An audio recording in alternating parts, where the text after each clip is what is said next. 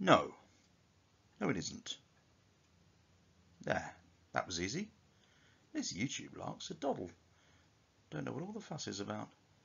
Please, sir, I want some more. More? You want more? You mean my wonderfully brief and entirely accurate answer was not enough for you? You want me to show my workings out? Oh, very well then, seeing as it's you. But only if you promise to like, share and subscribe to this channel.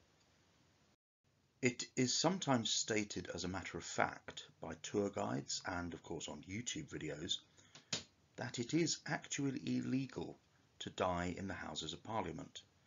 Usually in one of those "Don't those weird Brits have some crazy old laws" videos.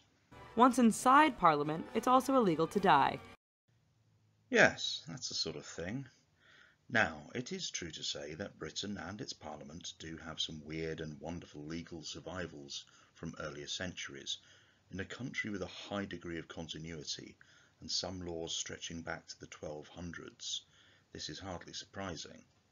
For instance, it is true that there is still a law forbidding the wearing of armour in Parliament. Parliament also has some somewhat odd traditions, such as slamming of a door in the face of the gentleman usher of the black rod, or dragging the new speaker to their chair. But a law forbidding you to die in Parliament is not one of them. How do I know this? Have I gone through the physical archives roll by roll? No. But I will show that dying in the Houses of Parliament does not carry a legal penalty, and also how the myth grew up. So let's be clear about just what this myth states. Not that it's illegal to kill someone in the Houses of Parliament, but that it's illegal to die there. Of course, actually killing somebody is illegal in Parliament, as you will find it is pretty much everywhere. The crime of murder is recognised across the world as naughty, naughty, very naughty. I should stress at this point that murder is illegal even in buildings that are full of politicians. You're no fun!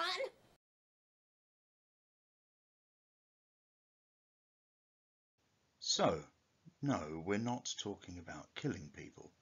We're talking about it being illegal to die. There's a problem here. How can the law be applied to a dead person? It's tempting to point out that if it were illegal to die somewhere, this would involve arresting a corpse and putting it on trial, which is of course utterly bonkers. However, there is an example from history. In 897 AD, Pope Stephen VI had the corpse of a previous pope, Formosus, dug up, clad in his pontifical robes, and put on trial for various crimes, including perjury. The dead man was found guilty. It was also not unheard of in medieval Europe for animals to be put on trial, which provides the central theme for the fantastic 1993 film The Hour of the Pig, released in the US as The Advocate. Maitre Panchnal, are you with all this? Do you go along with being the learned prosecutor of a pig?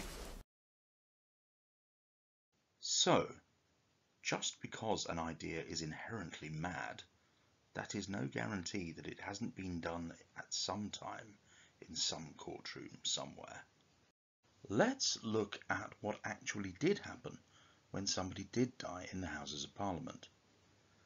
In 1907, Sir Alfred Bilson, Member of Parliament for North West Staffordshire, did just that when he suffered a heart attack, almost in the Commons lobby.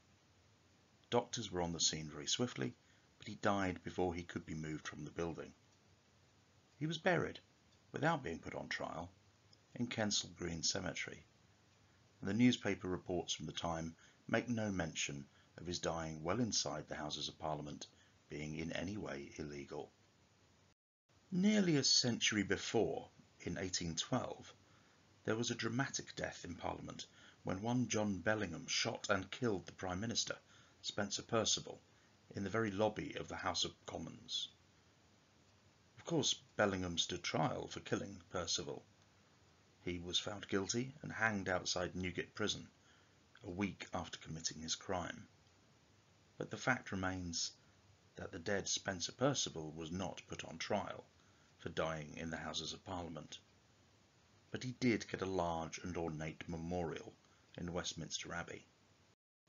We've seen that dying in Parliament does not bring down the awful majesty of the law upon the deceased, so just where does the idea that it is illegal to die in Parliament come from?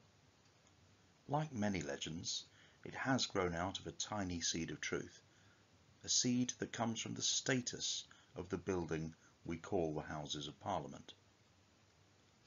London has a number of royal palaces, most famously Buckingham Palace, but also St James's Palace, the most senior. There's also Kensington Palace, the Tower of London, the Banqueting House, which is pretty much all that remains of Whitehall Palace, the glorious Hampton Court Palace, right out on the edge of Greater London, Little Kew Palace in Kew Gardens, and the Palace of Westminster, usually known as the Houses of Parliament, because that's where Parliament sits. All of them are Crown property, and on Crown property the rules can be different to the rest of the kingdom. The Palace of Westminster is divided up between the Commons and the Lords, the House of Lords being at the south end. I didn't hear any of it, of course. I'm afraid I was very, very drunk. And with the House of Commons, you won't be surprised to learn, being at the north end. High yield. Right, that's him consulted. Let's go and spend. Although the building of the Palace of Westminster today basically dates from the mid-19th century, it was first built nearly 1,000 years ago by the Saxon king Edward the Confessor, who was also a saint. The oldest surviving part of the palace is Westminster Hall, built by William II at the end of the 11th century. Although parliaments have been held elsewhere, the Palace of Westminster has essentially been the home of the English Parliament since the first in 1295, and of all British ones since the union of the Scots and English Parliaments in 1707. But why does all this lead to the idea that it's illegal to die in the Palace of Westminster? Well, when somebody dies unexpectedly, even from seemingly natural causes, it is usual to hold an investigation, called an inquest, to find out exactly how they died and to work out if there is a crime to answer for. This is the job of the coroner, who presides over a coroner's court. However, when the death occurs within a royal palace, it is not dealt with by an ordinary coroner, but by the coroner of the Queen's household. This is something that is very rare and is generally regarded by officials as a pain in the bum. So, it's not unusual for guides and other people working at royal palaces to joke that you're quite safe while you're there because you're not allowed to die there, coming from the official reluctance to involve the coroner of the Queen's household. Historically, it could and sometimes did lead to genuinely awkward situations. In 1844 there was just such a case at Hampton Court Palace, when the remains of a body was discovered on the grounds.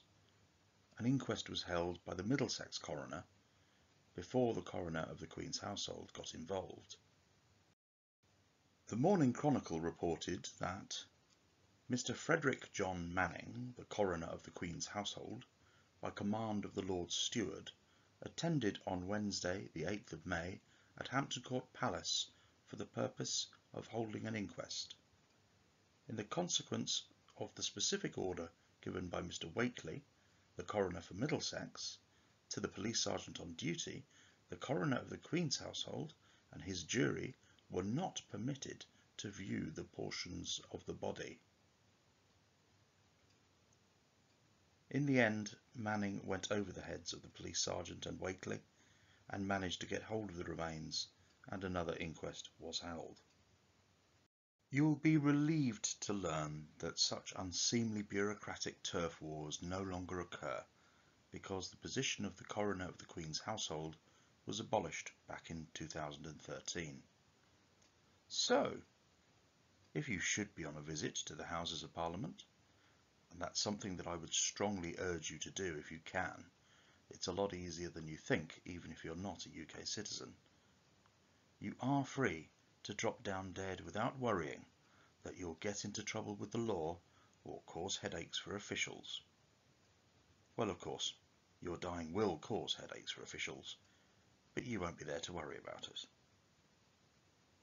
I hope you've enjoyed this little excursion into another one of the odder parts of British history.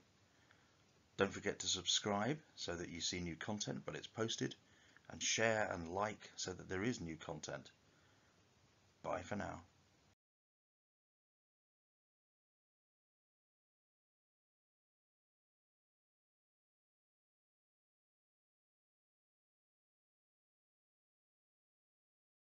You'll be